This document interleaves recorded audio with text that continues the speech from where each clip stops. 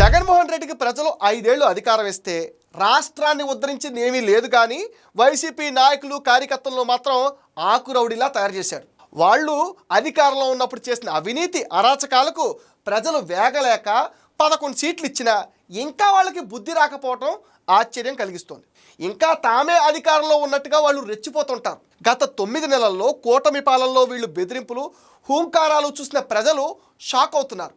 ప్రభుత్వం వీళ్ళ మీద ఏమైనా యాక్షన్ తీసుకుంటేనేమో కక్ష సాధింపు అంటూ ఒకటే ఏడుపు, తీసుకోకపోతుంటే ఇలా తెగరెచ్చిపోతుంటారు.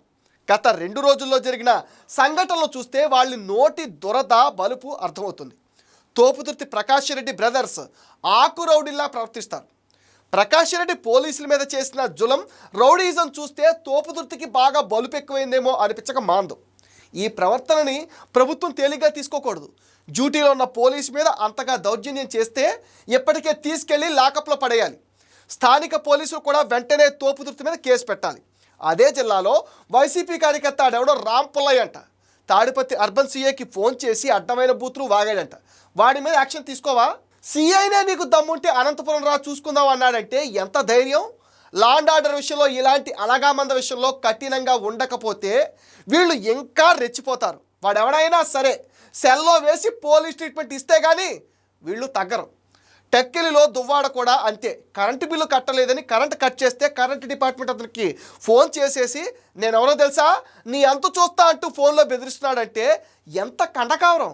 బిల్లు కట్టకపోతే కట్ చేయరా? దువ్వాడేమన్నా టెక్కలి సామంతరాజా? నెత్తి మీద 5-6 కేసులు పెట్టుకుని కూడా భయం లేకుండా ఇలా వాగుతాడంటే ఏమనుకోవాలి? వైసీపీలో ఇలాంటి వాళ్ళు చాలామంది ఉన్నారు. వీళ్ళందరికీ భయం అంటే ఏంటో ఖచ్చితంగా చూపించాలి. వాళ్ళ నాయకుడు జగన్ రెడ్డే పోలీసుల మీద నోరు పారేసుకుంటాడు. చంద్రబాబు వీళ్లకు షాక్ ట్రీట్మెంట్ ఇవ్వాల్సిందే. ఎందుకంటే వీళ్ళందరూ కరుడుగట్టిన నేర స్వభావం కలవారు. వీళ్ళు బయట ఉండటం ప్రజలకు అంత మంచిది కాదు.